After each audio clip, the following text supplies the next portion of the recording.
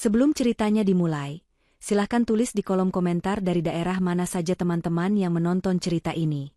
Jangan lupa like dan subscribe agar channel ini bisa semakin berkembang dan bisa mempersembahkan cerita yang lebih menarik lagi. Pagi datang seperti pagi-pagi lainnya di rumah kecil itu, disambut oleh aroma nasi goreng yang sengaja Aluna masak dengan sedikit lebih banyak kecap manis, persis seperti yang disukai suaminya, Irfan. Tangannya yang mungil bergerak lincah di atas wajan, memastikan setiap butir nasi terbalut bumbu dengan sempurna. Asap tipis mengepul, membawa wangi bawang goreng yang gurih ke seluruh penjuru ruangan. Bagi Aluna, memulai hari dengan melayani suami dan ibu mertuanya adalah sebuah kewajiban suci, sebuah cara untuk membuktikan bahwa dirinya pantas berada di keluarga ini. Sebagai seorang yatim piatu yang tumbuh besar di panti asuhan, memiliki keluarga adalah kemewahan yang tidak pernah ia bayangkan sebelumnya. Karena itulah, ia rela menelan semua perlakuan pahit, berharap suatu hari nanti ketulusannya akan meluluhkan hati mereka. Suara langkah kaki yang diseret mendekat dari arah kamar menandakan kedatangan Ibu Rina, ibu mertuanya. Aluna segera mematikan kompor dan menyendokkan nasi goreng ke atas 3 piring yang telah ia siapkan. Ia tersenyum, mencoba menyambut pagi dengan kehangatan. "Pagi, Bu." Aluna sudah siapkan sarapan, sapanya dengan lembut. Ibu Rina tidak menjawab. Wanita parubaya itu hanya mendengus. Hidungnya sedikit dikerutkan seolah mencium bau yang tidak sedap. Matanya yang tajam menelusuri meja makan yang sederhana, lalu berhenti pada piring berisi nasi goreng. Setiap hari nasi goreng. Apa tidak ada menu lain? Minyaknya banyak sekali, membuat dapur jadi bau asap. Apa kau tidak tahu kalau anakku, Irfan, harus berangkat kerja dengan pakaian bersih dan wangi, bukan dengan bau dapur seperti ini, cerocosnya tanpa jeda. Suaranya ketus, setiap katanya seperti jarum kecil yang menusuk hati Aluna. Senyum Aluna sedikit memudar, namun ia berusaha mempertahankannya. "Maaf, Bu. Besok Aluna buatkan roti bakar atau bubur." "Tidak perlu. Masakanmu itu-itu saja rasanya." "Hambar, sama seperti orangnya," balas Ibu Rina lagi, sambil menarik kursi dengan kasar. Ia bahkan tidak menyentuh piring di hadapannya, hanya menuang teh hangat yang sudah Aluna siapkan. Aluna hanya bisa menunduk, meremas ujung daster lusuhnya. Hinaan seperti ini sudah menjadi sarapan paginya selama setahun terakhir. Sejak hari pertama ia menginjakan kaki di rumah ini sebagai istri Irfan, Ibu Rina tidak pernah menunjukkan sedikit pun keramahan.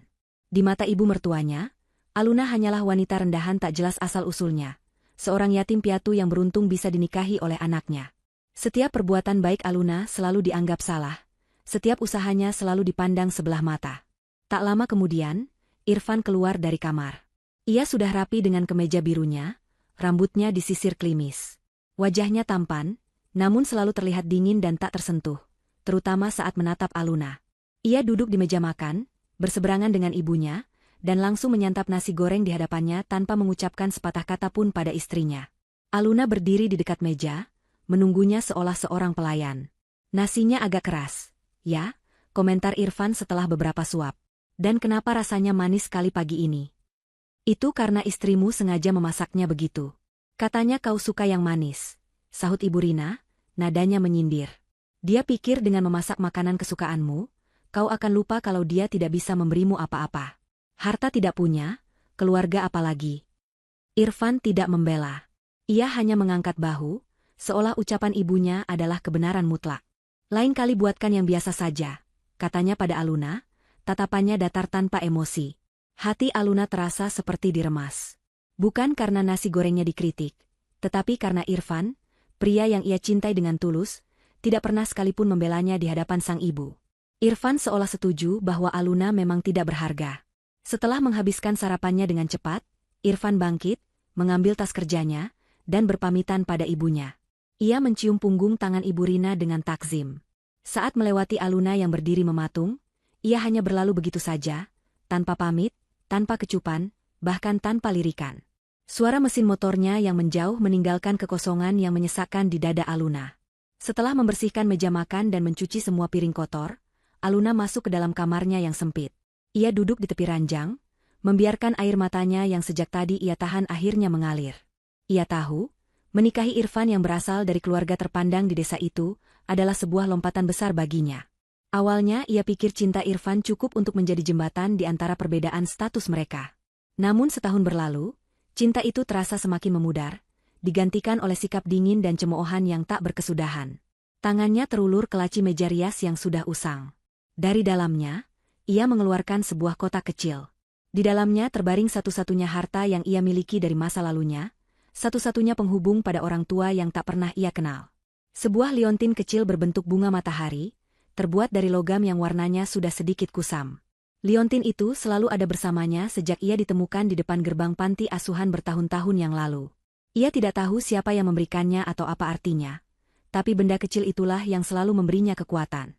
Saat dunia terasa begitu kejam, ia akan menggenggam liontin itu, membayangkan pelukan hangat seorang ibu yang mungkin sedang merindukannya di suatu tempat. Ia mengalungkan liontin itu di lehernya, menyembunyikannya di balik kerah daster. Benda itu terasa dingin di kulitnya, namun entah kenapa hatinya terasa sedikit lebih hangat. Ia harus kuat. Ia harus bertahan. Demi impiannya memiliki keluarga yang utuh. Mungkin hari ini berat, tapi siapa tahu besok akan lebih baik. Dengan pikiran itu, ia menghapus air matanya dan kembali melanjutkan pekerjaan rumah tangganya, mencoba mengabaikan rasa sakit yang terus menggerogoti hatinya. Ia membersihkan kamar tidur, merapikan sprei, dan hendak mengambil pakaian kotor Irfan saat tangannya tanpa sengaja menyentuh dompet suaminya yang tergeletak di atas nakas. Niatnya hanya ingin memindahkannya ke tempat yang aman, namun sebuah kertas kecil yang menyembul keluar menarik perhatiannya. Sebuah struk pembayaran. Aluna membukanya dengan perasaan tidak menentu. Matanya membelalak. Struk itu berasal dari sebuah toko perhiasan di kota, untuk pembelian sebuah kalung berlian seharga puluhan juta rupiah. Tanggalnya baru seminggu yang lalu. Jantung Aluna berdebar kencang.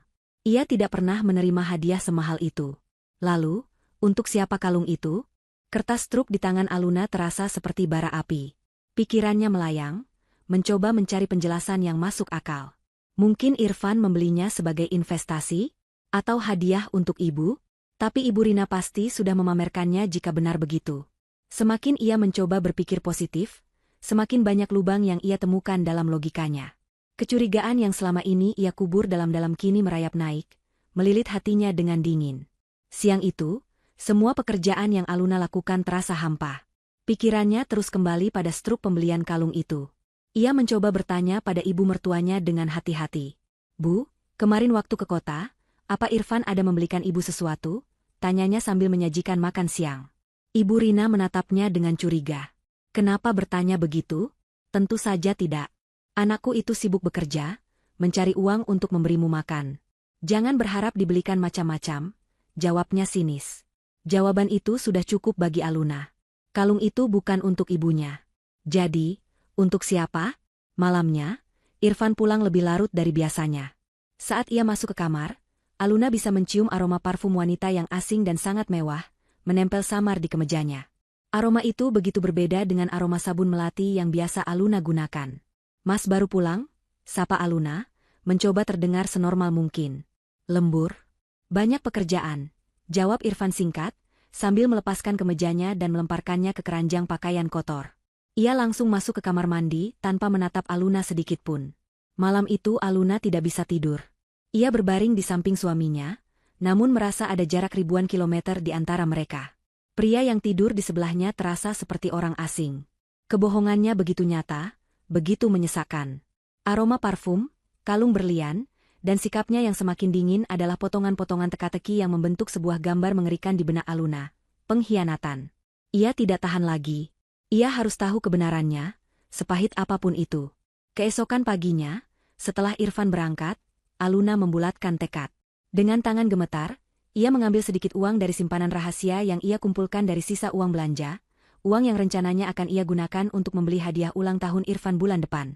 Ia mengenakan pakaian terbaiknya, sebuah gamis sederhana berwarna biru pudar, dan bergegas pergi ke pangkalan ojek di ujung jalan. Ia harus mengikuti Irfan. Ia harus melihat dengan mata kepalanya sendiri kemana suaminya pergi. Ia meminta tukang ojek untuk menjaga jarak, mengikuti motor Irfan dari kejauhan. Jantungnya berdebar tidak karuan sepanjang perjalanan. Ia berdoa dalam hati, berharap semua kecurigaannya salah. Berharap suaminya benar-benar pergi ke kantornya, sebuah pabrik mebel di pinggir kota. Namun, harapannya pupus saat motor Irfan berbelok ke arah yang berlawanan. Irfan tidak menuju pabrik. Ia melaju ke arah pusat kota, menuju kawasan perumahan dan apartemen elit yang hanya bisa Aluna lihat dari jauh. Motor Irfan memasuki gerbang sebuah apartemen mewah yang menjulang tinggi, dengan lobi berkilauan yang terlihat dari jalan. Aluna meminta tukang ojek berhenti di seberang jalan, di balik sebuah pohon rindang. Dari sana, ia bisa melihat lobi apartemen dengan cukup jelas. Tubuhnya terasa lemas. Apa yang Irfan lakukan di sini? Beberapa menit kemudian, pemandangan yang paling ia takuti terjadi di depan matanya. Irfan turun dari motor dan seorang wanita cantik berambut panjang keluar dari lobi untuk menyambutnya. Wanita itu mengenakan gaun merah yang elegan, penampilannya begitu kontras dengan gamis pudar Aluna. Ia adalah Riana, anak seorang pengusaha kaya yang dulu pernah dijodohkan dengan Irfan sebelum Irfan memilih menikah dengan Aluna. Riana tersenyum lebar, dan Irfan membalas senyum itu dengan kehangatan yang tidak pernah lagi Aluna lihat selama setahun ini. Irfan merangkul pinggang Riana dengan mesra, dan mereka berjalan masuk ke dalam lobi bersama-sama, tawa mereka terdengar samar dari seberang jalan. Dan di leher Riana, berkilauan sebuah kalung berlian yang modelnya tampak begitu familiar. Dunia Aluna seakan runtuh saat itu juga. Kakinya terasa seperti jeli, napasnya sesak. Sakitnya melebihi hinaan apapun yang pernah ia terima. Ini bukan sekadar penghinaan, ini adalah penghancuran. Dengan tangan yang gemetar hebat, ia mengeluarkan ponsel tuanya. Kameranya tidak bagus, gambarnya sedikit buram. Tapi ia tidak peduli. Ia memperbesar gambar sejauh yang ia bisa dan menekan tombol potret. Momen saat Irfan merangkul Riana di depan lobi mewah itu, kini terabadikan di layar ponselnya. Sebuah bukti bisu dari sebuah pengkhianatan yang meremukan seluruh jiwa dan raganya. Perjalanan pulang terasa seperti mimpi buruk. Aluna tidak menangis. Air matanya seolah sudah kering, tergantikan oleh perasaan hampa dan dingin yang menusuk hingga ke tulang. Ia duduk di ruang tamu yang sunyi, menatap layar ponsel di tangannya selama berjam-jam. Foto itu menjadi satu-satunya hal yang nyata di dunianya yang baru saja hancur berkeping-keping. Harapan, cinta, dan pengorbanannya selama ini terasa seperti lelucon yang kejam. Malam harinya, saat ia mendengar suara motor Irfan mendekat, sebuah keberanian yang entah datang dari mana muncul dalam dirinya. Ia tidak akan diam lagi. Ia tidak akan berpura-pura lagi. Saat Irfan masuk ke dalam rumah, Aluna sudah menunggunya di ruang tamu. Tanpa mengucapkan sepatah kata pun, Aluna mengirimkan foto itu ke nomor suaminya. "Siapa dia?" tulisnya dalam pesan singkat yang menyertai foto itu. Irfan yang baru saja duduk di sofa merasakan ponselnya bergetar. Ia membukanya, dan raut wajahnya langsung berubah. Keterkejutan, lalu amarah, tergambar jelas di sana. Ia menatap Aluna dengan tajam. Aluna bisa melihat pesan di ponselnya berubah status menjadi, dibaca. 1 menit, 2 menit, 5 menit berlalu dalam keheningan yang mencekam. Tidak ada balasan. Keheningan itu adalah jawaban yang paling menyakitkan. Irfan tidak menyangkalnya. Topengnya telah jatuh. Tepat saat itu, Aluna mendengar suara langkah kaki ibu mertuanya keluar dari kamar, mungkin penasaran dengan suasana tegang yang tiba-tiba menyelimuti rumah mereka. Badai yang sesungguhnya baru akan dimulai. Keheningan di ruang tamu itu terasa lebih bising daripada teriakan manapun. Udara terasa berat, penuh dengan pengkhianatan yang tak terucap. Irfan berdiri kaku, ponsel masih di tangannya, wajahnya mengeras menjadi topeng amarah. Ia tidak lagi terkejut. Kini ia marah karena rahasianya terbongkar. Matanya yang biasanya dingin kini berkilat-kilat menatap Aluna, seolah Aluna adalah penjahat yang telah mengotori kesucian rumahnya. Aluna balas menatapnya, kakinya terasa bergetar namun ia memaksakan diri untuk tetap berdiri tegak. Untuk pertama kalinya, ia tidak menunduk.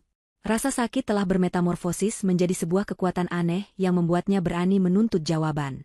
Ada apa ini? Kenapa malam-malam suasananya seperti mau kiamat? Suara Ibu Rina memecah keheningan.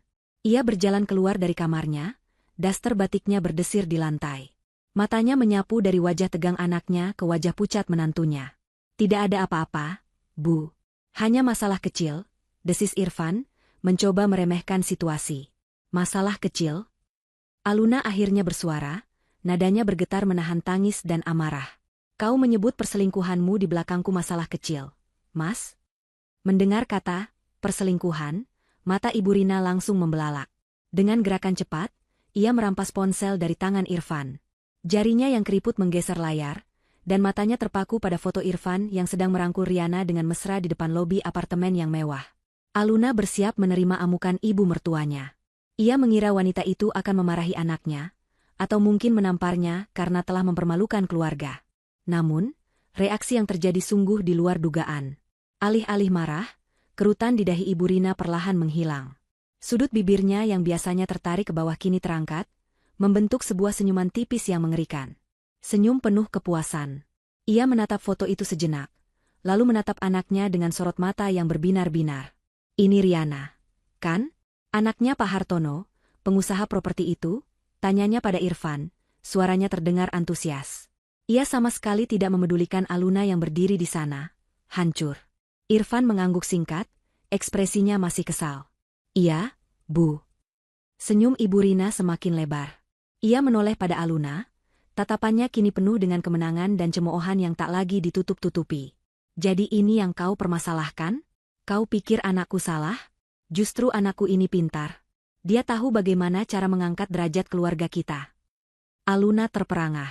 Jantungnya seolah berhenti berdetak. Ia pasti salah dengar. Apa maksud, Ibu? Kau tidak lihat? Riana itu cantik, terdidik, dan yang paling penting, dia kaya raya.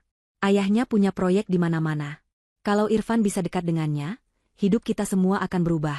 Kita bisa punya rumah baru, mobil, tidak hidup susah di gubuk ini lagi. Ibu Rina berbicara dengan semangat, seolah sedang memaparkan sebuah rencana bisnis yang cemerlang, bukan sebuah perselingkuhan yang hina. Tapi Irfan suami saya, Bu. Kami masih terikat pernikahan. Lirih Aluna, logikanya kacau. Ibu Rina tertawa mengejek, suara tawanya melengking dan menyakitkan. Pernikahan? Pernikahan apa yang bisa kau banggakan? Pernikahan yang hanya membawa beban? Coba kau lihat dirimu di cermin. Telunjuknya teracung lurus ke wajah Aluna. Lihat dirimu. Wanita yatim piatu miskin, tidak jelas asal-usulnya, tidak bisa memberikan apa-apa selain menghabiskan beras di dapur. Kau pikir Irfan akan selamanya puas dengan wanita sepertimu? Kau itu hanya batu sandungan bagi kesuksesan anakku. Setiap kata yang keluar dari mulut Ibu Rina, bagaikan belati yang mengoyak sisa-sisa harga diri Aluna. Ia menatap Irfan, mencari sedikit saja pembelaan, sedikit saja tanda bahwa suaminya tidak setuju dengan perkataan ibunya. Tapi yang ia temukan hanyalah tatapan dingin dan persetujuan diam. Irfan tidak membantah. Ia membiarkan ibunya menghina istrinya, seolah semua itu adalah kebenaran yang tak terbantahkan. Kini Aluna mengerti. Selama ini ia hidup dalam ilusi. Ia pikir ia sedang membangun sebuah keluarga, padahal nyatanya ia hanya seorang pesuruh yang statusnya sedikit lebih tinggi dari pembantu. Ia adalah aib yang mereka sembunyikan, sebuah kesalahan yang kini ingin mereka perbaiki dengan kehadiran Riana. Rasa sakit di hatinya kini bercampur dengan rasa mual. Ia merasa jijik pada dua orang di hadapannya, dan juga pada dirinya sendiri karena telah begitu buta. Di tengah kehancurannya, mata Ibu Rina yang tajam menangkap kilau samar dari balik rah daster Aluna. Itu adalah rantai kalung liontinnya. Masih saja kau pakai barang rongsokan itu? Benda tidak berguna peninggalan orang tuamu yang tidak bertanggung jawab, yang tega membuangmu. Dengan gerakan yang tidak terduga, Ibu Rina melangkah maju dan tangannya yang kasar menarik paksa kalung itu dari leher Aluna. Rantai tipis itu putus seketika. Liontin kecil berbentuk bunga matahari itu jatuh ke lantai keramik yang dingin dengan bunyi, klik, yang pelan, namun terdengar seperti ledakan di telinga Aluna. Ibu! Teriak Aluna, lebih karena keterkejutan dan rasa sakit di hatinya daripada rasa sakit di lehernya. Itu satu-satunya miliknya. Satu-satunya pengingat bahwa ia mungkin pernah dimiliki dan dicintai. Buang saja. Sama sepertimu, tidak ada harganya. Bentak Ibu Rina, kakinya hampir saja menginjak liontin itu jika Aluna tidak segera berlutut dan memungutnya dengan tangan gemetar. Saat itulah Irfan akhirnya bergerak. Bukan untuk menolong Aluna atau menegur ibunya. Ia melangkah mendekat, berdiri menjulang di atas Aluna yang masih bersimpuh di lantai. Wajahnya tidak menunjukkan belas kasihan sedikitpun. Ibuku benar, katanya dengan suara berat dan final. Semua ini salahku. Seharusnya dari awal aku tidak pernah menikah denganmu. Kehadiranmu hanya membuat hidupku dan ibu susah. Ia berhenti sejenak, seolah menikmati pemandangan istrinya yang hancur di kakinya. Lalu, dengan dagu terangkat, ia menunjuk ke arah pintu depan. Tempatmu bukan di sini lagi. Pergi dari rumah ini, sekarang juga. Aluna mendongak, matanya yang basah menatap tidak percaya pada pria yang pernah mengucapkan janji suci untuk melindunginya. Di belakang Irfan, Ibu Rina tersenyum puas. Aluna melihat dari wajah mereka yang tanpa ampun, ke liontin bunga matahari yang rusak di genggamannya, lalu ke pintu kayu yang tertutup rapat. Di luar, langit malam mulai menumpahkan gerimisnya. Guntur bergemuruh pelan di kejauhan, seolah ikut merasakan prahara yang baru saja menghancurkan hidupnya. Perintah Irfan menggantung di udara, dingin dan tak terbantahkan. Aluna masih bersimpuh, dunianya berputar. Genggamannya pada liontin yang rusak semakin erat, seolah benda kecil itu adalah satu-satunya jangkar di tengah badai yang mengamuk. Ia tidak bergerak, tubuhnya menolak untuk menerima kenyataan bahwa ia benar-benar diusir. Ini rumahnya, tempat ia mencurahkan seluruh tenaga dan hatinya selama setahun. Melihat Aluna tidak bergeming, kesabaran Irfan habis. Dengan kasar, ia mencengkeram lengan atas Aluna, menariknya berdiri dengan sekali sentakan. Cengkeramannya begitu kuat, terasa sakit hingga ke tulang. "Kau tuli? Kubilang pergi." Bentaknya, wajahnya hanya berjarak beberapa senti dari wajah Aluna. Napasnya berbau amarah. Aluna terlalu terkejut untuk melawan. Tenaganya seolah terkuras habis oleh pengkhianatan dan hinaan yang baru saja ia terima. Irfan mulai menyeretnya paksa melintasi ruang tamu, menuju pintu depan. Kaki Aluna terseret di lantai keramik yang dingin.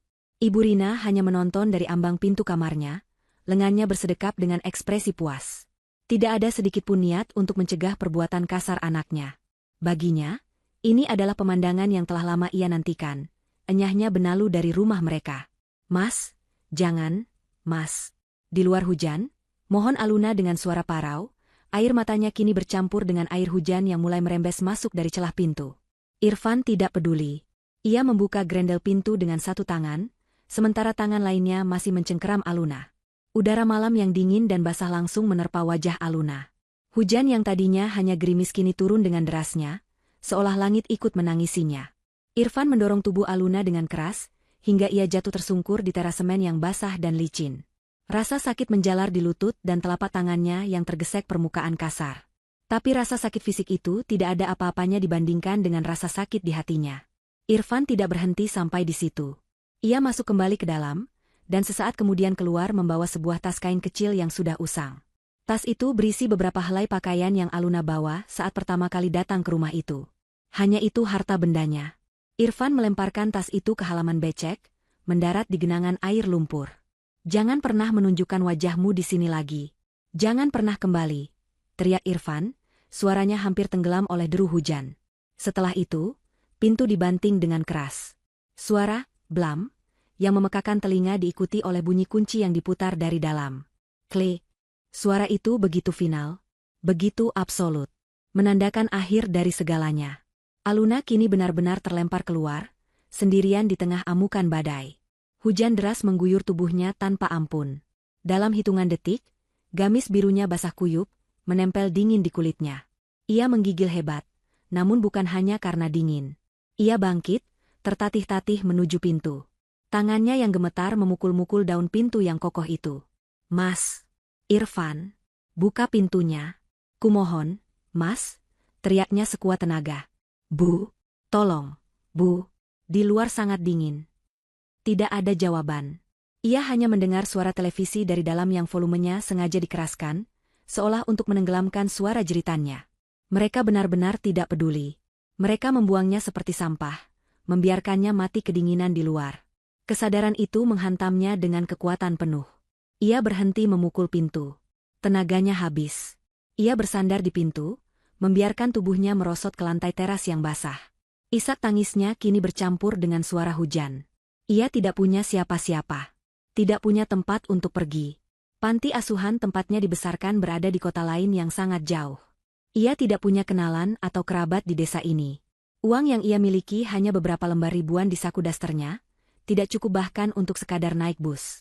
Ia terdampar. Sendirian. Dikhianati. Dibuang. Dinginnya malam mulai menembus hingga ke tulangnya. Ia harus bergerak jika tidak ingin mati membeku. Dengan sisa-sisa kekuatan yang ia miliki, ia bangkit. Matanya nanar menatap jalanan desa yang gelap dan sepi, hanya diterangi oleh kilatan petir sesekali. Ia berjalan tanpa tujuan, langkahnya berat seolah kakinya terbuat dari timah. Air hujan membasahi wajahnya, menyamarkan air mata yang terus mengalir. Setiap langkah terasa menyakitkan. Bayangan kebahagiaan semu yang pernah ia rasakan berkelebat di benaknya. Tawa Irfan saat mereka pertama kali bertemu, janji manisnya untuk selalu menjaganya, semua terasa seperti kebohongan yang menyakitkan. Setelah berjalan beberapa ratus meter, ia melihat deretan ruko yang sudah tutup. Salah satu ruko memiliki teras yang sedikit menjorok ke dalam, menawarkan sedikit perlindungan dari terjangan angin dan hujan. Dengan langkah gontai, Aluna menuju ke sana. Ia duduk meringkuk di sudut teras yang paling kering, memeluk lututnya erat-erat untuk mencari kehangatan. Tapi dinginnya bukan hanya berasal dari luar, melainkan juga dari dalam hatinya yang telah membeku. Di tengah keputusasaannya, ia teringat sesuatu. Liontinnya. Ia membuka genggaman tangannya yang sejak tadi terkepal. Liontin bunga matahari itu masih ada di sana, kotor oleh lumpur dan basah oleh hujan. Rantainya putus. Melihat benda itu, sebuah kekuatan kecil tiba-tiba muncul. Ini adalah satu-satunya bukti bahwa ia pernah ada sebelum menjadi istri Irfan. Ini adalah identitasnya. Ia tidak boleh menyerah. Ia membersihkan liontin itu dengan ujung gamisnya yang basah, lalu menggenggamnya erat-erat seolah benda itu bisa memberinya kehangatan. Ia menyandarkan kepalanya yang berat ke dinding yang dingin. Tubuhnya bergetar hebat. Rasa lelah yang luar biasa, baik fisik maupun mental, mulai mengambil alih. Matanya terasa berat. Pemandangan di depannya mulai kabur. Suara hujan yang tadinya memekakan telinga kini terdengar, seperti senandung Nina Bobo yang sayup-sayup. Ia berjuang untuk tetap sadar, namun tubuhnya tidak mau lagi berkompromi. Tepat sebelum kesadarannya benar-benar hilang, di antara suara gemuruh hujan, ia samar-samar mendengar suara lain. Suara deru beberapa mesin mobil yang mendekat. Tapi pikirannya sudah terlalu lelah untuk peduli. Kepalanya terkulai ke samping, dan kegelapan menelannya sepenuhnya, meninggalkannya terbaring tak berdaya di teras ruko yang dingin, sementara genggaman tangannya pada liontin bunga matahari itu tak pernah terlepas. Kegelapan yang menelan Aluna bukanlah kegelapan yang hampa. Di dalamnya, ia merasakan sensasi aneh. Dingin yang menusuk tulangnya perlahan digantikan oleh kehangatan yang lembut, seolah ia dibungkus dalam kepompong sutra. Samar-samar ia mendengar suara-suara rendah yang berbisik, deru mesin mobil yang halus, dan merasakan guncangan lembut seolah sedang diayun. Ia mencoba membuka mata, namun kelopaknya terasa begitu berat, menempel erat seolah dilem. Sebuah mimpi? Mungkinkah malaikat maut datang menjemputnya dengan begitu nyaman? Perlahan, dengan segenap sisa tenaganya, ia berhasil membuka matanya.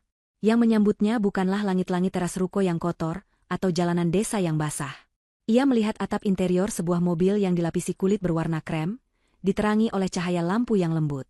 Tubuhnya terselubung dalam selimut tebal dan hangat yang terbuat dari wol kasmir. Aroma di dalam mobil itu begitu menenangkan, campuran wangi kulit asli dan parfum mahal yang lembut. Aluna terkesiap, kebingungan menjalari seluruh sistem sarafnya yang masih lemah. Di mana dia? Apa yang terjadi? Ia mencoba untuk duduk, dan gerakannya langsung menarik perhatian sosok yang duduk di hadapannya. Seorang pria parubaya, mungkin berusia akhir 50-an, menatapnya dengan sorot mata yang tak bisa Aluna artikan. Pria itu mengenakan setelan jas yang dipesan khusus, rambutnya yang mulai memutih di bagian pelipis tersisir rapi, dan wajahnya menunjukkan garis-garis wibawa dan kekuasaan. Namun di balik semua itu, matanya memancarkan kesedihan yang begitu dalam, sebuah kerapuhan yang disembunyikan dengan baik, dan kini, secercah harapan yang begitu rapuh. Itu adalah Bapak Anton Atmaja, meskipun Aluna tidak mengenali namanya saat itu. "Jangan takut, Nak. Anda aman sekarang," kata pria itu, suaranya berat dan menenangkan, namun ada getaran emosi di dalamnya. Aluna menyandarkan punggungnya, tubuhnya masih terlalu lemah untuk waspada. Ia menatap pria asing di hadapannya, lalu keluar jendela. Hujan telah berhenti, digantikan oleh kabut tipis fajar. Ia bisa melihat beberapa pria berjas hitam berdiri tegap di luar, membentuk barikade tak terlihat di sekitar mobil. Di kejauhan, beberapa warga desa mulai keluar dari rumah mereka, menatap pemandangan langka itu dengan penuh rasa ingin tahu. Rombongan mobil mewah di desa kecil mereka pada waktu subuh adalah sebuah peristiwa besar. "Si siapa Bapak? Saya di mana?" tanya Aluna, suaranya serak dan pelan. Pria itu tidak langsung menjawab. Matanya tertuju pada tangan kanan Aluna, yang bahkan dalam tidurnya pun, masih menggenggam erat liontin bunga matahari yang kotor. Napas pria itu tercekat. Ia mencondongkan tubuhnya sedikit, matanya terpaku pada benda kecil itu. Bolehkah saya melihatnya?" Pintanya dengan suara yang hampir berbisik, penuh dengan permohonan. Aluna ragu sejenak. Liontin itu adalah satu-satunya hal yang ia miliki. Tapi melihat sorot mata pria itu yang begitu putus asa, entah kenapa hatinya tergerak. Dengan tangan yang masih sedikit gemetar, ia membuka telapak tangannya. Liontin itu tergeletak di sana, kusam dan berlumpur, rantainya putus. Pria itu mengulurkan tangannya yang besar dan terawat, mengambil liontin itu dengan hati-hati seolah benda itu terbuat dari kaca yang paling rapuh. Ia mengamatinya dari dekat, membaliknya di antara jari-jarinya. Jari jempolnya mengusap lembut ukiran kelopak bunga matahari itu. Bahunya mulai bergetar. 20 tahun, gumamnya pada diri sendiri. Selama 20 tahun aku mencarinya. Ia kemudian mengangkat kepalanya, matanya kini berkaca-kaca. Saya yang merancang liontin ini, Nak, 20 tahun yang lalu. Saya memesannya khusus sebagai hadiah untuk istri saya, Larasati, saat ia mengandung putri kami. Hanya ada satu di dunia. Jantung Aluna berdebar kencang.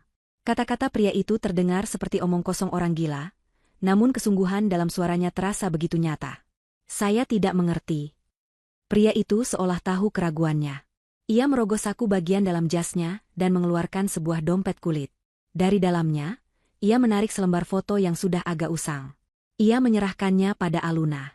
Di foto itu, seorang wanita cantik dengan senyum sehangat mentari sedang tertawa, dan di lehernya, tergantung sebuah liontin bunga matahari yang sama persis, berkilau dan baru. Di samping wanita itu berdiri versi muda dari pria di hadapannya, memeluknya dengan penuh cinta.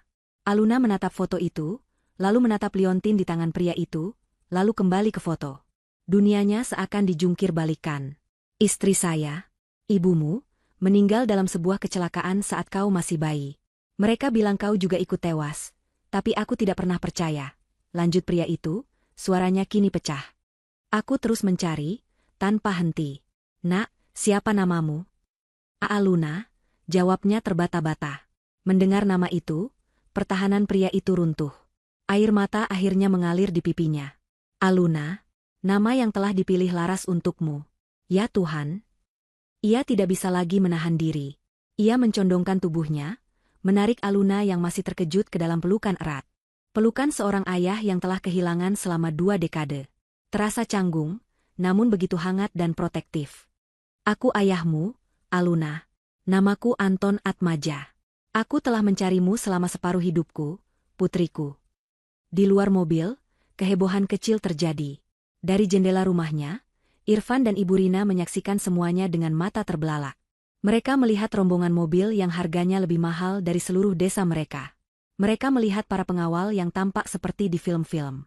Dan yang paling mengejutkan, mereka melihat Anton Atmaja, salah satu orang terkaya dan paling berpengaruh di negeri ini, sosok yang wajahnya sering muncul di majalah bisnis dan berita televisi, berlutut di tanah basah di depan seorang wanita lusuh. Dan wanita itu adalah Aluna. Wanita yang baru saja mereka hina, mereka siksa, dan mereka buang seperti sampah. Wajah Ibu Rina pucat pasi seperti mayat. Kakinya lemas hingga ia harus berpegangan pada kusen jendela. Tidak mungkin. Desisnya. Irfan berdiri mematung di sebelahnya. Otaknya tidak mampu memproses informasi yang baru saja ia lihat. Rasa takut yang dingin dan melumpuhkan mulai merayap di tulang punggungnya. Di tengah kebingungan dan keterkejutan warga, Anton Atmaja melepaskan pelukannya. Ia menatap wajah Aluna yang pucat dan kebingungan. Ia bisa melihat lebam samar di lengannya bekas cengkeraman kasar Irfan. Wajahnya yang tadinya penuh haru kini mengeras karena amarah. Ia melepas jas mahalnya dan menyampirkannya ke bahu Aluna yang gemetar, menutupi daster basahnya yang lusuh. Ia membantu Aluna keluar dari mobil, memapahnya dengan lembut. Tatapannya kemudian terangkat, menyapu kerumunan warga, sebelum akhirnya berhenti dan terkunci pada satu titik, jendela rumah Irfan. Dari jarak puluhan meter, tatapan mereka bertemu. Mata Anton Atmaja menyeratkan badai amarah yang siap meledak, sebuah janji pembalasan yang dingin dan tak terhindarkan. Pertarungan belum usai, ini baru saja dimulai. Perlahan, konvoi mobil mewah itu meninggalkan desa kecil yang terpencil itu, membawa serta Fajar dan masa depan Aluna yang baru. Aluna duduk di kursi belakang yang empuk, masih terbungkus dalam jas ayahnya yang hangat. Seorang asisten telah memberinya secangkir teh jahe panas yang uapnya mengepul, membantu menghangatkan tubuhnya yang masih terasa dingin. Keheningan menyelimuti interior mobil. Bapak Anton Atmaja duduk di seberangnya, tidak mengucapkan sepatah kata pun. Ia hanya terus menatap Aluna, seolah mencoba mematri setiap detail wajah putrinya ke dalam ingatan, seolah takut jika ia berkedip, Aluna akan menghilang lagi. Bagi Aluna, semua ini terasa seperti mimpi yang aneh. Beberapa jam yang lalu, ia adalah seorang istri yang terbuang, seorang yatim piatu tanpa harapan yang tidur di teras ruko. Kini, ia duduk di dalam mobil mewah bersama seorang pria asing yang mengaku sebagai ayahnya, seorang konglomerat yang namanya disegani seantero negeri. Kepalanya pusing, hatinya dipenuhi jutaan pertanyaan. Seakan bisa membaca pikiran Aluna, Bapak Anton akhirnya memulai ceritanya. Suaranya rendah dan penuh dengan luka dari masa lalu. Ibumu, Namanya Larasati, mulainya, sambil menunjukkan beberapa foto lain dari tabletnya. Foto seorang wanita dengan senyum paling tulus yang pernah Aluna lihat. Dia adalah cinta dalam hidupku. Kami bertemu di universitas, jauh sebelum Atmaja Group menjadi sebesar sekarang. Dia adalah semangatku, kekuatanku. Saat kau lahir, kebahagiaan kami terasa lengkap. Kau sangat mirip dengannya, Aluna. Aluna menatap lekat-lekat foto wanita yang adalah ibunya. Untuk pertama kali dalam hidupnya, ia melihat wajah orang yang telah melahirkannya. Ada kesedihan yang mendalam, sebuah kehilangan akan sesuatu yang tidak pernah ia miliki. 20 tahun yang lalu, lanjut Bapak Anton, tatapannya menerawang. Kami sedang dalam perjalanan bisnis keluar kota. Kau baru berusia 6 bulan, dan kami tidak tega meninggalkanmu, jadi kami membawamu serta. Malam itu, di sebuah jalanan yang sepi dan berkelok, sebuah truk dari arah berlawanan tiba-tiba kehilangan kendali dan menabrak mobil kami dengan keras. Ia berhenti sejenak, menarik napas dalam-dalam. Aku hanya ingat suara decitan ban yang memekakan telinga, benturan logam yang mengerikan, dan jeritan terakhir ibumu. Setelah itu semuanya gelap. Aku terbangun di rumah sakit hampir sebulan kemudian. Tulangku patah di beberapa bagian, dan sebagian ingatanku hilang. Berita pertama yang kudengar adalah bahwa istriku, Larasati, meninggal di tempat. Dan mereka memberitahuku bahwa tubuhmu tidak pernah ditemukan. Mobil kami terbakar hebat setelah jatuh ke jurang.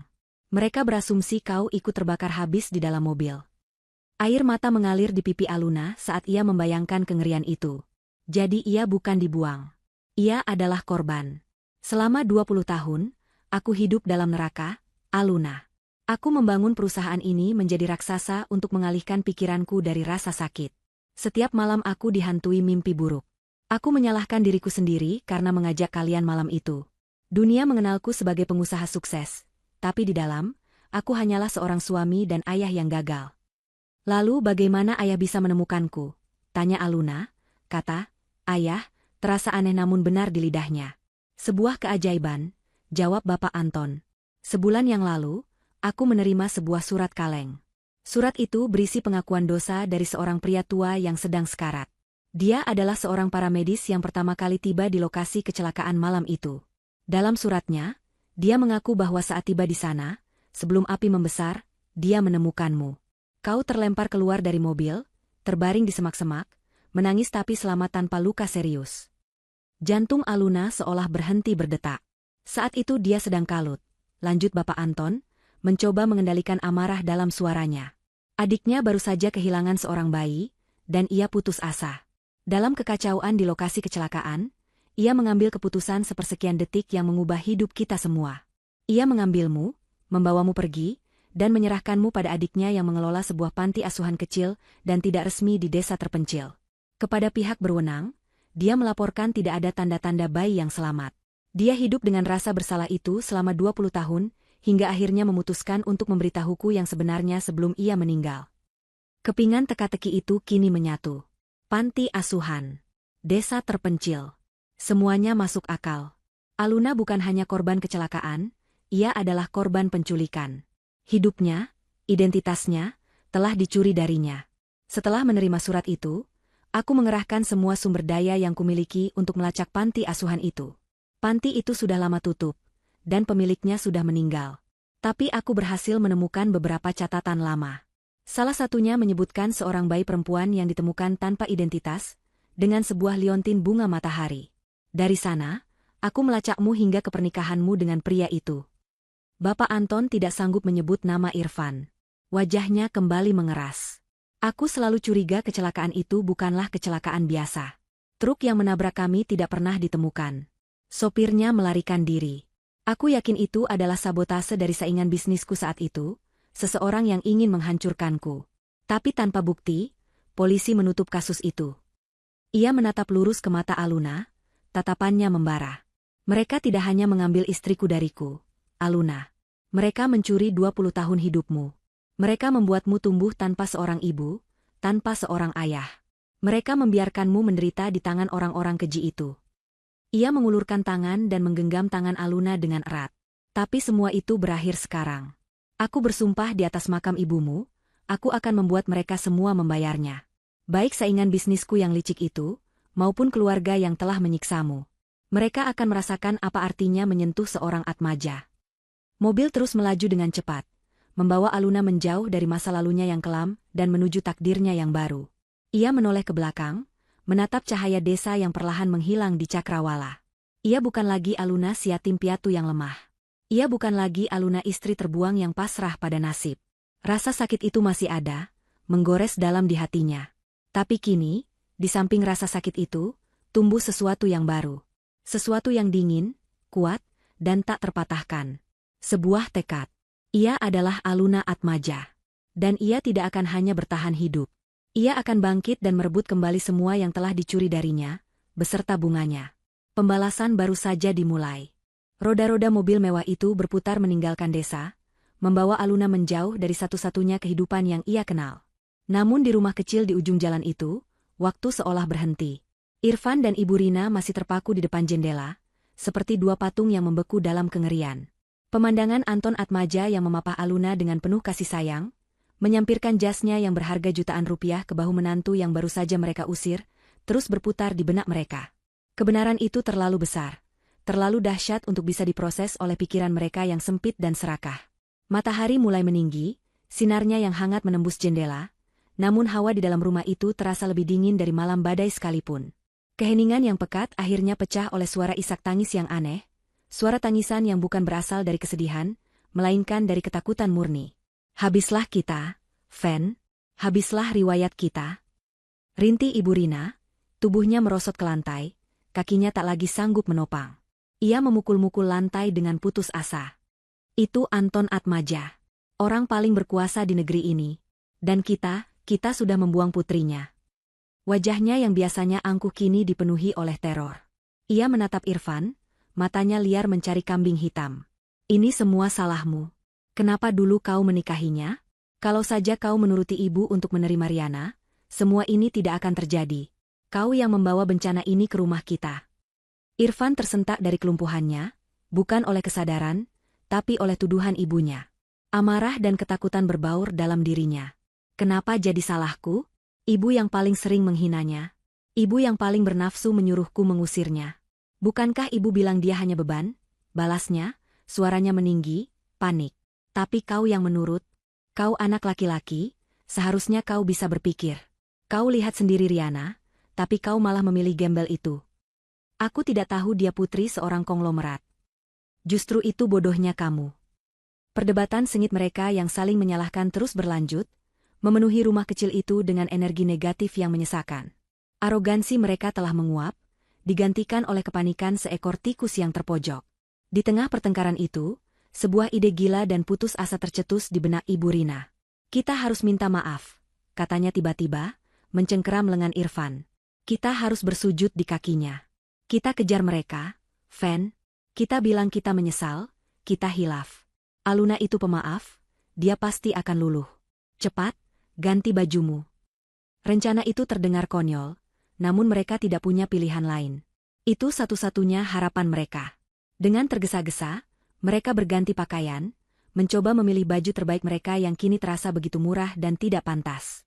Ibu Rina bahkan sempat merapikan rambutnya di depan cermin, seolah penampilan bisa menghapus dosa mereka. Nanti kau menangis di depannya, Fen. Bilang kau sangat mencintainya, bilang kau dibutakan oleh ibumu. Salahkan saja ibu, tidak apa-apa, asal dia mau memaafkanmu. Instruksi Ibu Rina, otaknya yang licik bekerja cepat, merancang sebuah drama murahan. Namun, sebelum mereka sempat melangkahkan kaki keluar dari pintu, sebuah mobil sedan hitam mengkilat berhenti tepat di depan gerbang rumah mereka. Mobil itu terlihat formal dan mengintimidasi.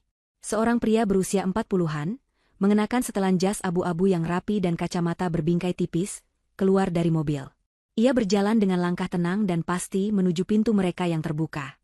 Wajahnya datar tanpa ekspresi, membawa sebuah map kulit di tangannya. Irfan dan Ibu Rina membeku di ambang pintu, jantung mereka berdebar kencang. Pria itu berhenti di hadapan mereka, tatapannya dingin dan profesional. Selamat pagi. Saya Wisnu, asisten pribadi dari Bapak Anton Atmaja, katanya dengan suara yang jelas dan lugas. Ia tidak menawarkan jabat tangan atau basa-basi lainnya. Ada apa? Pak, tanya Irfan, suaranya bergetar. Wisnu membuka map di tangannya, mengeluarkan selembar surat dengan kop perusahaan yang tampak resmi. Saya di sini untuk menyampaikan pesan dari Bapak Anton.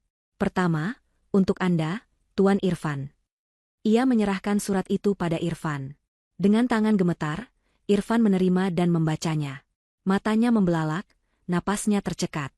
Itu adalah surat pemecatan. Di dalamnya tertulis bahwa, terhitung sejak detik itu, kontrak kerjanya di PT Furnindo Jaya diputus secara tidak hormat. Tetapi bagaimana bisa?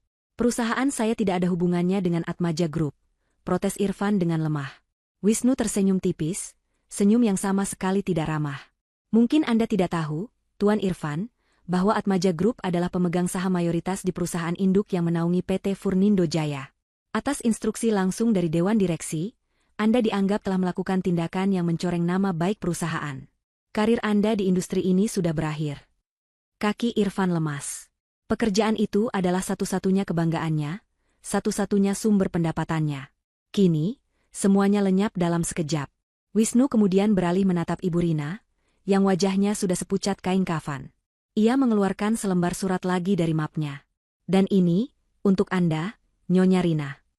Ibu Rina menerima surat itu dengan tangan yang sama gemetarnya. Isinya lebih mengerikan. Itu adalah surat somasi dan perintah pengosongan rumah. Rumah ini kenapa? Bisik Ibu Rina, tidak mengerti. Rumah itu adalah warisan dari almarhum suaminya. Tampaknya almarhum suami Anda tidak pernah memberitahu Anda.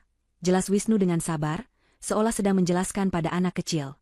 Bahwa 3 tahun yang lalu, karena terlilit utang judi, beliau menjual tanah tempat rumah ini berdiri kepada salah satu anak perusahaan investasi Atmaja Group. Selama ini, Anda sekeluarga diizinkan untuk tetap tinggal di sini atas dasar kemanusiaan. Namun, atas nama pemilik sah tanah ini, Bapak Anton Atmaja, kami memberikan Anda waktu 24 jam untuk mengosongkan properti ini. Lewat dari waktu itu, tim kami akan datang untuk melakukan pengosongan paksa. Dunia Ibu Rina runtuh. Rumah, satu-satunya harta yang ia miliki, yang selalu ia bangga-banggakan, ternyata bukan lagi miliknya. Dan ironisnya, pemiliknya adalah orang yang putrinya baru saja ia siksa. Takdir telah menamparnya dengan begitu keras, hingga ia tidak bisa bernapas. Wisnu memasukkan kembali mapnya, memandang sekilas pada 2 manusia yang hancur di hadapannya. Sebelum ia berbalik, ia menyampaikan pesan terakhirnya. Bapak Anton Atmaja juga berpesan. Katanya, suaranya kini terdengar lebih dingin dari sebelumnya. Anggap saja ini sebagai bunga dari hutang kalian. Cicilan pokoknya akan segera menyusul. Setelah mengatakan itu, Wisnu berbalik badan, berjalan dengan tenang kembali ke mobilnya, dan pergi meninggalkan mereka. Irfan dan Ibu Rina ditinggalkan dalam keheningan yang mematikan, hanya ditemani oleh 2 lembar surat yang telah menjadi akta kematian bagi seluruh kehidupan mereka. Ibu Rina menjerit histeris, jeritan yang bukan lagi sandiwara, melainkan jeritan keputusasaan murni. Irfan merosot ke lantai, menatap kosong ke depan. Mereka tidak hanya kehilangan Aluna, mereka telah kehilangan segalanya. Penyesalan mereka datang, bukan karena telah menyakiti hati seorang wanita tulus, tetapi karena telah salah memilih mangsa. Dan kini, sang mangsa telah kembali bersama pemilik hutan yang sesungguhnya. 24 jam terasa seperti sekejap mata bagi mereka yang sedang dihukum oleh takdir. Berita tentang Aluna, putri Anton Atmaja yang hilang dan ternyata selama ini hidup di desa mereka sebagai menantu Ibu Rina, menyebar lebih cepat dari api di musim kemarau. Para tetangga yang tadinya selalu menyapa dengan hormat, kini berbisik-bisik dan menatap mereka dengan pandangan menghina saat Irfan dan ibunya mulai mengemasi barang-barang mereka dengan panik. Setiap pasang mata yang melihat seolah menjadi hakim yang menjatuhkan vonis, manusia tidak tahu diuntung. Ibu Rina mencoba pergi ke warung langganannya untuk membeli kardus bekas. Namun, Mak Minah, pemilik warung yang biasanya ramah, tiba-tiba menjadi dingin. Maaf, Bu Rina. Kardusnya sudah habis, katanya singkat, sambil membuang muka, padahal tumpukan kardus terlihat jelas di belakangnya. Ibu Rina mengerti. Ia telah menjadi paria. Dikutuk oleh seluruh desa. Ia kembali ke rumah dengan tangan hampa, menahan malu yang membakar wajahnya. Di tengah keputusasaan itu, ponsel Irfan berdering. Nama, Riana, tertera di layar. Untuk sesaat, secercah harapan palsu menyala di matanya yang kosong. Mungkin Riana bisa menolong. Mungkin ayahnya yang kaya bisa memberinya pekerjaan atau tempat tinggal sementara. Dengan tangan gemetar, ia menjawab panggilan itu. Halo, Riana. Sayang. Jangan panggil aku sayang, kau pria bodoh. Teriak suara melengking Riana dari seberang. Tidak ada lagi nada manja atau mesra. Yang ada hanya amarah dan kepanikan. Kau tahu apa yang sudah kau perbuat? Ayahku baru saja ditelepon oleh orang kepercayaan Anton Atmaja. Semua proyek kerja sama kami terancam dibatalkan jika aku masih berhubungan denganmu. Kau sudah gila, Irfan? Kau menukar putri mahkota Atmaja Group denganku? Kau pikir aku mau bersama pecundang sepertimu? Tapi, Riana, aku... Dengar baik-baik, jangan pernah hubungi aku lagi. Anggap kita tidak pernah kenal. Kau dan ibumu adalah pembawa sial. Panggilan itu ditutup dengan kasar. Harapan terakhir Irfan hancur berkeping-keping. Riana, wanita yang ia puja-puja, yang menjadi alasannya membuang Aluna, ternyata hanya peduli pada status dan kekayaan. Kini setelah ia tidak punya apa-apa, ia dibuang begitu saja, lebih hina dari cara ia membuang Aluna. Tepat saat matahari mencapai puncaknya keesokan harinya, menandai berakhirnya tenggat waktu 24 jam, sebuah truk dan beberapa orang berbadan tegap tiba di depan rumah. Mereka adalah tim dari Atmaja Group, datang untuk memastikan rumah itu dikosongkan. Dengan disaksikan oleh hampir seluruh penduduk desa yang berkumpul dari jarak aman, Irfan dan Ibu Rina dipaksa mengeluarkan barang-barang mereka ke pinggir jalan. Sofa tua yang sudah robek, lemari pakaian yang catnya mengelupas, foto pernikahan Irfan dan Aluna yang langsung dibanting oleh Ibu Rina hingga kacanya pecah, semua menjadi tontonan publik yang memalukan. Mereka yang dulu begitu angkuh, kini tak lebih dari gelandangan. Setelah semua barang dikeluarkan, pintu rumah itu disegel. Mereka tidak punya pilihan selain menyewa sebuah gerobak untuk mengangkut harta benda mereka yang tidak seberapa. Dengan sisa uang yang mereka miliki, mereka berhasil menemukan sebuah kamar kontrakan sempit di pinggiran kota sebelah, sebuah tempat yang kumuh dan pengap. Di dalam ruangan berukuran 3x3 meter itu, dengan dinding yang lembab dan satu bola lampu yang berkedip-kedip, neraka mereka yang sesungguhnya dimulai.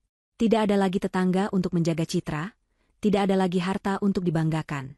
Yang tersisa hanyalah mereka berdua dan jurang keputusasaan yang mereka ciptakan sendiri. Ini semua karena keserakahanmu, Bu. Kalau saja ibu tidak terus-menerus meracuni pikiranku, aku tidak akan pernah mengusir Aluna. Teriak Irfan, melampiaskan seluruh frustrasinya. Oh, jadi sekarang kau menyalahkan ibu? Balas Ibu Rina, suaranya tak kalah keras. Kau sendiri yang mata keranjang melihat Riana. Kau sendiri yang menikmati saat menghina Aluna. Jangan pura-pura jadi orang suci. Kita berdua sama saja. Sama-sama hancur. Malam itu, mereka makan hanya dengan sebungkus mie instan yang mereka bagi berdua, direbus dengan air dari keran umum yang berkarat. Mereka makan dalam diam, keheningan yang lebih menyiksa daripada teriakan manapun. Selesai makan, Irfan melihat selembar koran bekas yang digunakan sebagai alas di lantai. Matanya terpaku pada halaman depan. Di sana, terpampang sebuah foto besar Aluna yang sedang berjalan di samping Bapak Anton Atmaja saat memasuki sebuah gedung megah. Aluna mengenakan gaun berwarna gading yang elegan, rambutnya ditata rapi, dan wajahnya, meskipun masih menyeratkan sedikit kesedihan, tampak begitu tenang, berwibawa, dan cantik luar biasa. Judul berita di bawahnya tertulis dengan huruf tebal, "Sang pewaris yang hilang telah kembali. Aluna Atmaja siap memulai hidup baru." Irfan menatap foto itu, lalu menatap mie instan di mangkuknya yang sudah dingin, lalu menatap ibunya yang duduk meringkuk di sudut dengan tatapan kosong. Karma tidak datang dalam bentuk petir atau badai. Karma datang dalam bentuk koran bekas di lantai kontrakan yang bau, menunjukkan padanya surga yang telah ia buang, sementara ia terperosok semakin dalam ke neraka yang ia gali sendiri. Dan ini, mereka tahu, baru permulaan. 6 bulan berlalu sejak fajar yang mengubah segalanya. Musim telah berganti, dan begitu pula kehidupan Aluna. Desa kecil yang penuh kenangan pahit itu, kini terasa seperti sebuah fragmen dari mimpi buruk yang telah lama berlalu. Dunianya yang baru adalah sebuah gria tawang, penthouse, mewah di jantung kota Jakarta, dengan jendela-jendela raksasa yang membingkai pemandangan kota yang tak pernah tidur. Gemerlap lampu-lampunya terbentang seperti permadani berlian di bawah kakinya.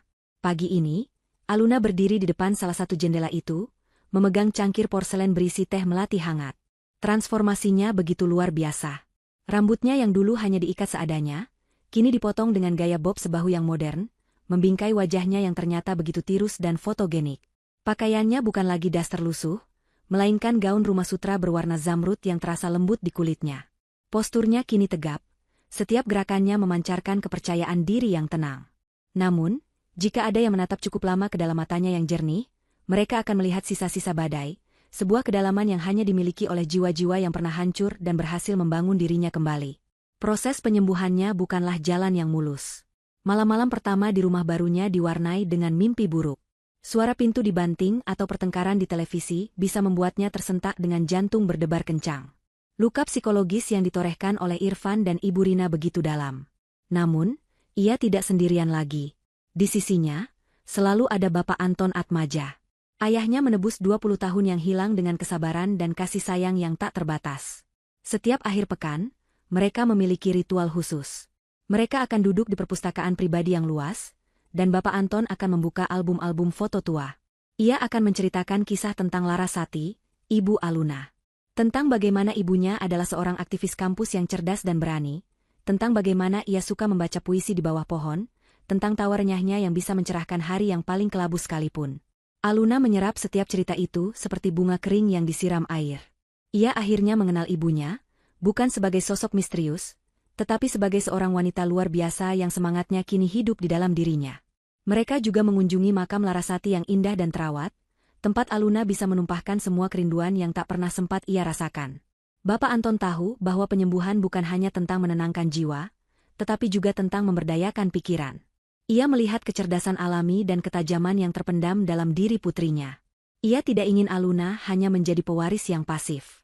Ia menyewa guru-guru privat terbaik di bidangnya. Pagi hari Aluna diisi dengan pelajaran tentang ekonomi makro dan manajemen keuangan. Siang harinya ia belajar tentang hukum korporat dan strategi bisnis. Sore harinya ia berlatih public speaking dan etiket. Awalnya Aluna merasa kewalahan, namun ia belajar dengan cepat.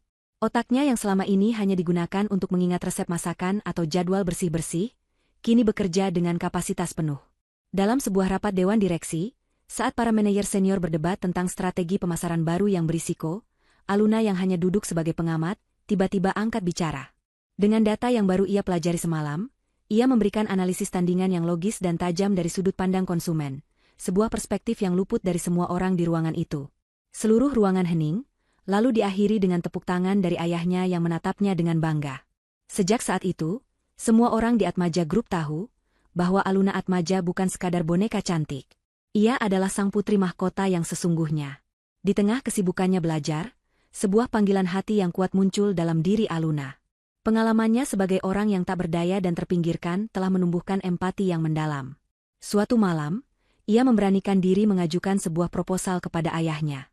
"Ayah, aku ingin menggunakan sebagian dana warisan dari ibu untuk membangun sebuah yayasan," katanya dengan sungguh-sungguh. Sebuah yayasan yang didedikasikan untuk membantu perempuan korban kekerasan dalam rumah tangga dan anak-anak terlantar. "Aku ingin mereka tahu bahwa mereka tidak sendirian. Aku ingin memberi mereka kesempatan kedua, seperti yang telah Tuhan berikan padaku." Mata Bapak Anton berkaca-kaca mendengar kedewasaan dan kebesaran hati putrinya. Ia langsung menyetujui proposal itu tanpa ragu. Proyek pertama dari yayasan itu adalah ide Aluna sendiri. Mencari lokasi panti asuhan tempat ia dibesarkan, yang kini hanya tinggal bangunan tua yang hampir roboh, dan merenovasinya menjadi sebuah fasilitas modern yang aman dan nyaman bagi anak-anak. Ia ingin mengubah tempat yang menjadi saksi bisu kesepiannya, menjadi sumber kebahagiaan bagi anak-anak lain. Waktu terus berjalan, dan persiapan untuk peluncuran Yayasan Atmaja pun dimulai. Acara peluncuran itu akan diadakan bersamaan dengan acara Gala Amal Tahunan Atmaja Group, sebuah perhelatan akbar yang dihadiri oleh seluruh kaum elit, pejabat, dan sosialita ibu kota. Ini akan menjadi penampilan publik resmi pertama Aluna sebagai seorang Atmaja. Kegugupan menjalari dirinya, namun ia menepisnya. Ini bukan lagi tentang dirinya, ini tentang misinya. Malam sebelum acara gala, Aluna berdiri di depan cermin besar di dalam ruang gantinya. Sebuah gaun malam berwarna gading susu, rancangan desainer ternama, terbaring anggun di atas tempat tidur. Gaun itu sederhana namun begitu elegan, memancarkan aura kekuatan dan kemurnian. Saat ia menatap pantulan dirinya di cermin, ia tidak hanya melihat wanita anggun yang berdiri di sana. Untuk sesaat, ia melihat bayangan seorang gadis kurus yang menggigil dalam balutan gamis biru pudar, meringkuk ketakutan di tengah badai. Air matanya hampir menetes, namun ia menahannya. Ia tidak akan menangisi masa lalu itu lagi. Tangannya terangkat, menyentuh liontin bunga matahari di lehernya. Liontin itu telah diperbaiki dengan sempurna, digantungkan pada sebuah rantai platinum baru yang berkilauan. Benda itu kini bukan lagi simbol kehilangan, melainkan simbol kelahiran kembali. Ia menatap lekat pantulan dirinya di cermin, bayangan gadis di tengah hujan itu perlahan memudar, digantikan oleh sorot mata yang penuh dengan keteguhan. "Ini untukmu, Ibu," bisiknya pelan pada angin. Dan untuk semua wanita dan anak-anak yang merasa sendirian di luar sana. Ia siap. Siap untuk melangkah keluar dari bayang-bayang, bukan hanya sebagai seorang pewaris, tetapi sebagai seorang pejuang. Ballroom Hotel Bintang 5 itu bermandikan cahaya kristal dari lampu-lampu gantung raksasa yang menggantung di langit-langitnya yang tinggi. Alunan musik orkestra klasik mengalun lembut, menjadi latar bagi percakapan para tokoh paling berpengaruh di negeri ini. Pria-pria dalam balutan tuxedo hitam dan wanita-wanita dalam gaun malam yang gemerlapan berbaur, menciptakan pemandangan kemewahan yang memesona. Malam itu adalah puncak dari kalender sosial kota, gala amal tahunan Atmaja Group. Saat pintu utama ballroom terbuka, semua percakapan seolah berhenti sejenak. Alunan musik menjadi satu-satunya suara yang terdengar. Bapak Anton Atmaja melangkah masuk, dan di lengannya, berjalan dengan anggun seorang Aluna Atmaja. Ia mengenakan gaun berwarna gading yang seolah memancarkan cahayanya sendiri. Rambutnya disanggul modern, memperlihatkan lehernya yang jenjang, di mana liontin bunga matahari beristirahat dengan tenang di atas kulitnya. Semua mata tertuju padanya. Bisik-bisik langsung menyebar seperti riak air. Itu dia, sang putri yang hilang. Cantik sekali. Aku dengar kisahnya begitu tragis. Aluna bisa merasakan tatapan mereka, campuran antara rasa ingin tahu, simpati, dan kekaguman. Dulu, tatapan seperti itu akan membuatnya menunduk dan bersembunyi. Tapi malam ini, ia mengangkat dagunya, membalas tatapan mereka dengan senyum yang tenang dan ramah. Ia berjalan melewati lautan manusia itu di sisi ayahnya, bukan sebagai objek gosip, tetapi sebagai tuan rumah. Momen puncaknya tiba saat ia naik ke atas panggung untuk memberikan pidato peluncuran yayasannya. Seluruh lampu ballroom meredup, hanya menyisakan satu sorot cahaya yang terfokus padanya. Keheningan yang khusyuk menyelimuti ruangan. Selamat malam, sapanya, suaranya terdengar jernih dan mantap melalui pengeras suara. Banyak dari Anda mungkin mengenal saya dari berita. Sebuah kisah yang terdengar seperti dongeng. Tapi malam ini, saya tidak berdiri di sini sebagai seorang putri dari dongeng. Saya berdiri di sini sebagai seorang penyintas. Ia tidak menceritakan detail penderitaannya. Ia tidak perlu. Ia mengubah rasa sakitnya menjadi sebuah pesan universal. Saya percaya bahwa di sudut-sudut tergelap sekalipun, selalu ada potensi untuk cahaya. Saya percaya pada kesempatan kedua. Yayasan Atmaja didirikan atas kepercayaan itu. Yayasan ini untuk setiap wanita yang merasa suaranya dibungkam, untuk setiap anak yang merasa dilupakan. Kami ingin membangun tempat yang aman, di mana luka bisa disembuhkan, dan harapan bisa ditumbuhkan kembali. Pidatonya singkat, tulus, dan kuat. Saat ia selesai, keheningan sejenak disusul oleh gemuruh tepuk tangan yang membahana. Para tamu berdiri, memberikan standing ovation. Bapak Anton menatap putrinya dari mejanya, air mata kebanggaan menggenang di pelupuk matanya. Setelah pidatonya, Aluna turun dari panggung dan langsung dikelilingi oleh para tamu yang ingin memberikan selamat dan menjanjikan donasi. Saat ia sedang berbincang dengan seorang filantropis tua, matanya tanpa sengaja menyapu ke sisi lain ruangan. Ke arah barisan para staf catering yang sedang sibuk membersihkan piring-piring kotor. Dan di sana, di antara mereka, ia melihatnya. Irfan. Ia mengenakan seragam pelayan berwarna hitam putih yang sedikit kebesaran. Wajahnya yang dulu angkuh kini kuyu dan lelah. Pundaknya membungkuk, seolah menanggung beban yang tak terlihat. Ia sedang menumpuk piring kotor ke atas nampan saat matanya tanpa sengaja bertemu dengan mata Aluna. Untuk sesaat, dunia di sekitar mereka seakan lenyap. Irfan membeku, piring di tangannya hampir jatuh. Di matanya, Aluna melihat keterkejutan, rasa malu yang luar biasa, dan penyesalan yang begitu dalam hingga terasa menyakitkan. Aluna, wanita yang pernah ia sebut gembel dan ia buang ke tengah hujan, kini berdiri di puncak dunia, bersinar seperti bintang. Sementara ia, pria yang merasa dirinya begitu superior, kini tak lebih dari seorang pelayan yang bahkan tidak pantas untuk membersihkan sepatunya. Aluna menatapnya selama beberapa detik. Tidak ada kebencian di dalam hatinya. Tidak ada keinginan untuk membalas dendam dengan cemoohan. Yang ia rasakan hanyalah kehampaan.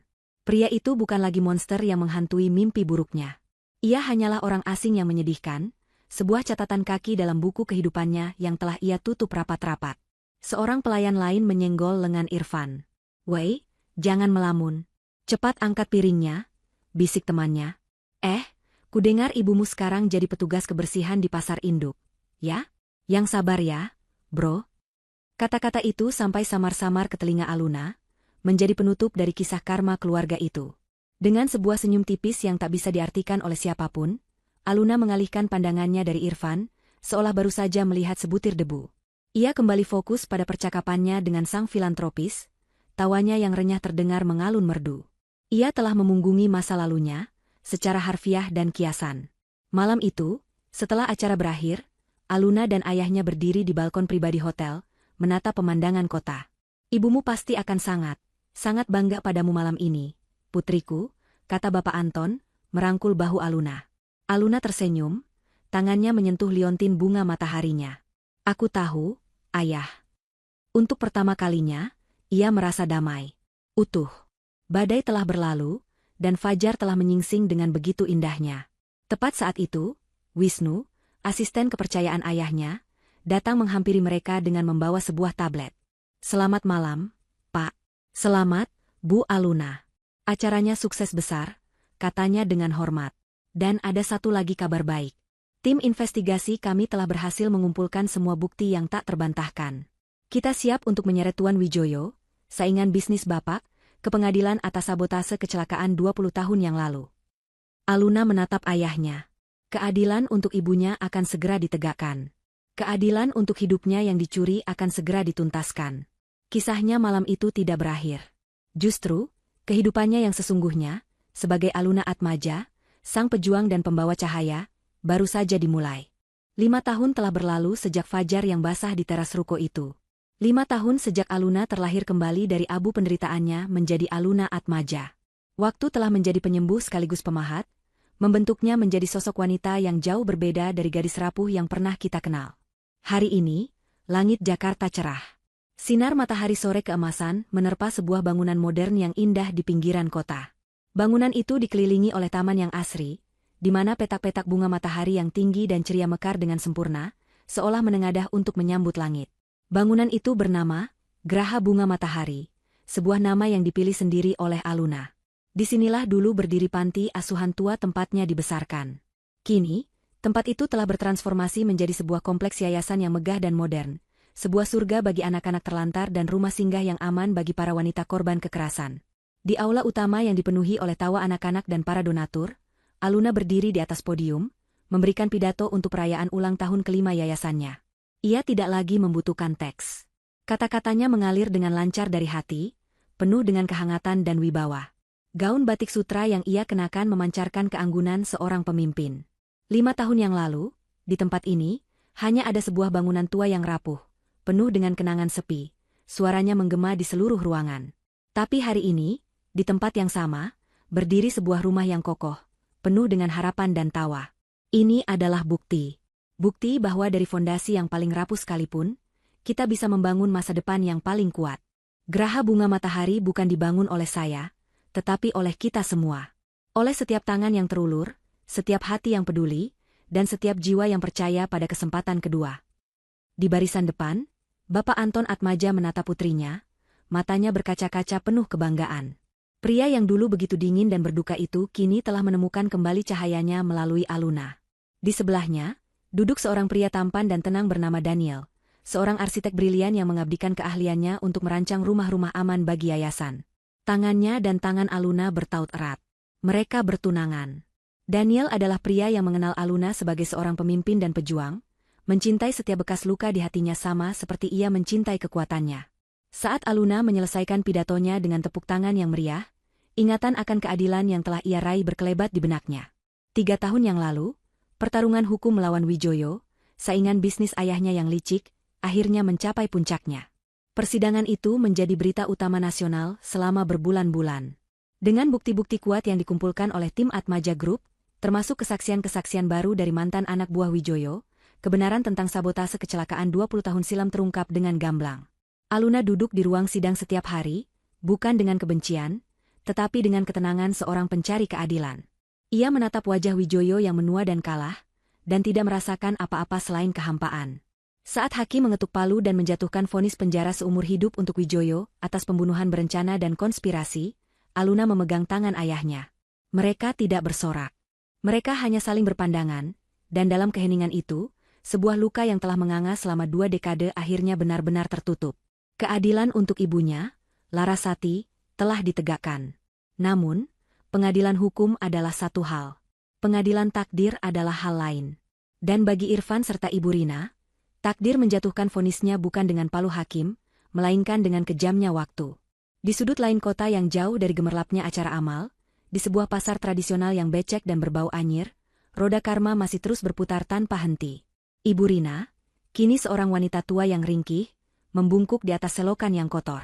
Tangannya yang keriput dan gemetar menyikat lantai semen yang licin, membersihkan sisa-sisa sisik ikan dan sayuran busuk.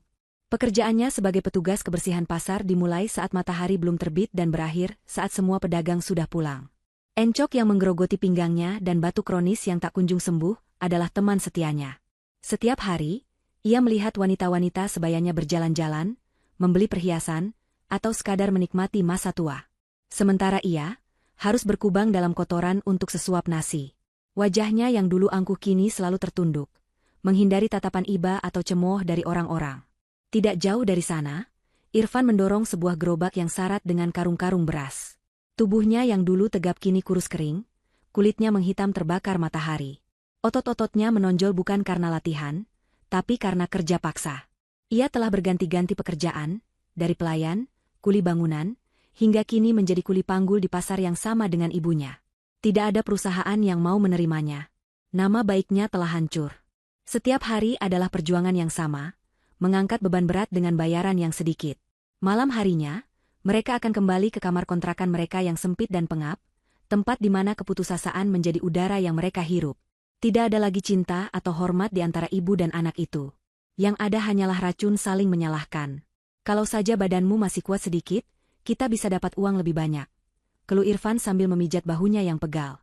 Salahkan saja terus ibumu yang sudah tua ini. Coba kalau dulu otakmu tidak bodoh, mengejar wanita murahan seperti Riana dan membuang berlian, hidup kita tidak akan seperti ini. Balas Ibu Rina dengan suara parau. Pertengkaran seperti itu adalah musik latar dari kehidupan mereka. Mereka terkurung bersama dalam neraka yang mereka ciptakan, terikat oleh kemiskinan dan penyesalan. Hukuman mereka bukanlah penjara, melainkan keharusan untuk saling menatap wajah satu sama lain setiap hari dan melihat cerminan dari kegagalan mereka sendiri. Suatu sore, takdir mempertemukan dua dunia itu untuk terakhir kalinya. Aluna dan Daniel sedang dalam perjalanan pulang di dalam mobil setelah meninjau lokasi baru untuk rumah singgah. Mobil berhenti di persimpangan lampu merah, tepat di samping pasar tempat Irfan dan ibunya bekerja. Aluna tanpa sengaja menoleh keluar jendela. Dan ia melihat mereka. Irfan sedang bersusah payah mendorong gerobaknya yang berat menyeberang jalan, peluhnya membasahi kaosnya yang kumal. Di belakangnya, Ibu Rina berjalan tertatih-tatih, membawa beberapa kantong plastik berisi sayuran layu, mungkin sisa dari pedagang yang berbaik hati. Mereka tampak begitu kecil, begitu kalah, begitu tersapu oleh kerasnya kehidupan. Wajah mereka adalah kanvas dari penderitaan yang tak berkesudahan. Daniel merasakan perubahan pada tunangannya. "Ada apa, sayang?" tanyanya lembut. Aluna tidak menjawab sejenak. Ia terus menatap dua sosok itu, hingga mereka menghilang di keramaian pasar. Tidak ada setitik pun rasa puas atau kemenangan di hatinya. Kebenciannya telah lama menguap, meninggalkan tanah yang gersang, yang kini telah ditumbuhi oleh belas kasihan dan kedamaian. Ia melihat mereka bukan lagi sebagai monster dari masa lalunya, melainkan sebagai dua jiwa yang tersesat, yang telah meminum racun yang mereka racik sendiri hingga tetes terakhir. Mereka sudah tidak memiliki kuasa lagi atas dirinya. Aluna menoleh pada Daniel dan tersenyum, sebuah senyum tulus yang mencapai matanya. "Aku tidak apa-apa, Dan. Aku baik-baik saja. Sangat baik." Lampu berubah hijau. Mobil kembali melaju, membawanya pergi, meninggalkan masa lalunya di persimpangan jalan untuk selamanya. Malam harinya, di Taman Geraha Bunga Matahari, Aluna berjalan-jalan di antara anak-anak yang sedang bermain. Ia berjongkok, membantu seorang gadis kecil mengikat tali sepatunya. Gadis kecil itu tersenyum dan memeluknya. Di leher Aluna, liontin bunga matahari itu berkilau di bawah cahaya lampu taman, memantulkan kebahagiaan dari wajah anak-anak di sekelilingnya. Ia telah memaafkan masa lalunya, bukan untuk mereka, tetapi untuk dirinya sendiri. Ia telah mengubah kutukan menjadi berkat, mengubah air mata menjadi sumber kekuatan. Badai telah benar-benar reda. Dan di tamannya yang baru, di bawah tatapan bunga-bunga matahari yang menjadi saksi bisu perjalanannya, Aluna Atmaja akhirnya menemukan arti dari sebuah rumah dan mekarnya kebahagiaan sejati. Karnya kebahagiaan sejati. Karnya kebahagiaan sejati. Karnya kebahagiaan sejati. Karnya kebahagiaan sejati. Karnya kebahagiaan